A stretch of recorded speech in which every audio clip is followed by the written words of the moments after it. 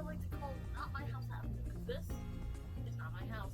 Well, the reason I can't really make my house is I don't have the funds to actually fund my house, so I can't keep it. And that is because all the cheese that I buy, but today we're not talking about that. Look under the definition of existence. What will you find? Nintendo Switch Online. For 2017 and most of 2018, online on Nintendo Switch was free, but that wouldn't be forever because there was a planned subscription service for online. This was announced at the Nintendo Switch presentation in 2017, and this is kind of disappointing. It was fun while it was free, but all fun has to come to an end at some point, I guess. And Nintendo was actually hyping it up. Why? Literally, this is just free. Why would we be really excited to pay for it now? Like, oh my gosh, I can pay for this now. This is amazing! I mean, to be fair, it is cheaper than the others, but it's a bit compared to them. Or, in short, it's just not really as worth it. So today, we'll be going over its ups and downs, perks, and its value. Yeah. Okay, then. So first off, what do you get with a subscription to Nintendo Switch Online? No life. Basically, first, we'll be talking about the perks you get with subscribing to Nintendo Switch Online. So you get NES and SNES games. Okay, first off, I hope we get more consoles in the future, like, for example, Game Boy or maybe N64. But I don't really know if NES or SNES is really enough, because first off, NES was the only thing at first, and oh my god, that wouldn't have cut it.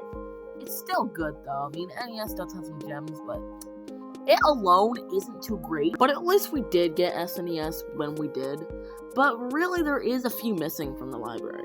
Where's Earthbound, or Earthbound Beginnings, or Mario RPG? Or maybe with the Joy-Cons they can make the Zapper games work. Yeah, I'm probably the only one who wants that. But no, they added freaking Spanky's World. Like, why? But there are a lot of must-plays on here, like the first Mario and Zelda's. I mean, Zelda 1 is kind of outdated, but still. But there's so much more room for more stuff here, though.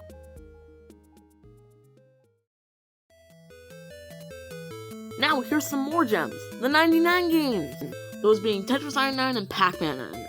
And yes, Mario 35 did exist, but if yes, Nintendo never did. And because of that fact, I'm not giving my opinions on it.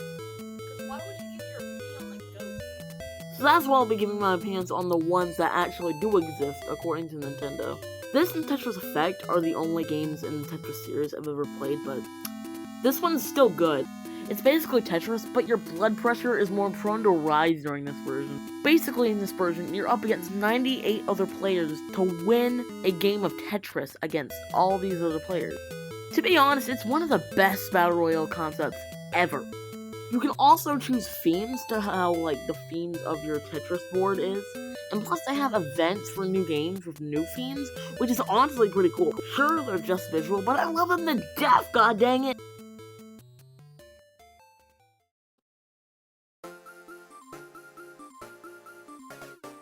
Now let's look at Pac-Man 99. Yes, I've been wanting to talk about this the entire time it's been launched. It's basically Tetris 99, but with a more Pac-Man-y twist. It also takes some notes from the championship editions of Pac-Man, and also just makes a full new thing out of it with the 99 player thing. And it's amazing! And it also has other themes from other Namco games, which is basically just fan service from Namco. And I love it! It has like this sort of like format on Pac-Man with these new franchises. It's amazing! I love this game!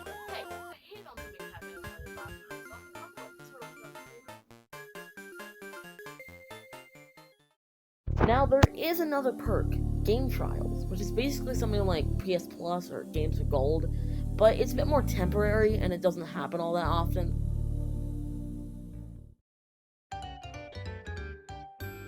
Now, let's look at the mobile app.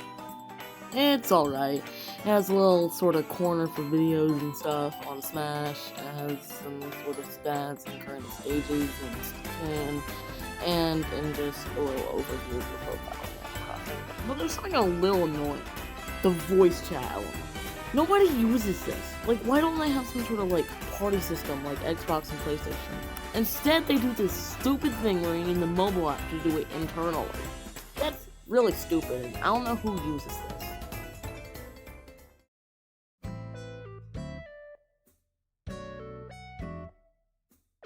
Now, let's go over over the performance of how the online actually run. Like canine feces. Okay, that is a bit harsh. It kind of differs from game to game. Like in Splatoon, it actually is pretty good, and would be pretty weird if it didn't, because Splatoon is basically manufactured for online. If it didn't, society would fall the next day. Then there's Smash, which runs like dog crap. Now it's fine, but it sort of falters on its performance on consistency, because sometimes it's really good and sometimes it's really bad. It's kinda iffy. Mario Maker 2, this was terrible at launch, but it's grown a bit. And plus at launch, it was actually with random people, not your friends. That is bad, but since they've actually let you play with your friends, and the performance has been, well, not crappy, so it gets a pass. Mario Kart 8 is good. Not much more to say. Mario 3D World's okay. It's not the best. I've played it with a friend, and it's okay. Sometimes it's pretty bad, but it works at least. And it's also a good option, since this is a really great multiplayer Mario game. So, to end with that performance segment, it's sort of inconsistent, and it pretty much differs from game to game. Like, it really isn't great, and it's a bit outdated database-wise. So to cap off of all that, basically what you get on Switch Online is an okay selection of NES and SNES games, pretty mediocre online, and one of the best games ever in Tetris 9. So to cap it all off, it's just sort of mediocre. It's not the best, but it is $20, so yeah.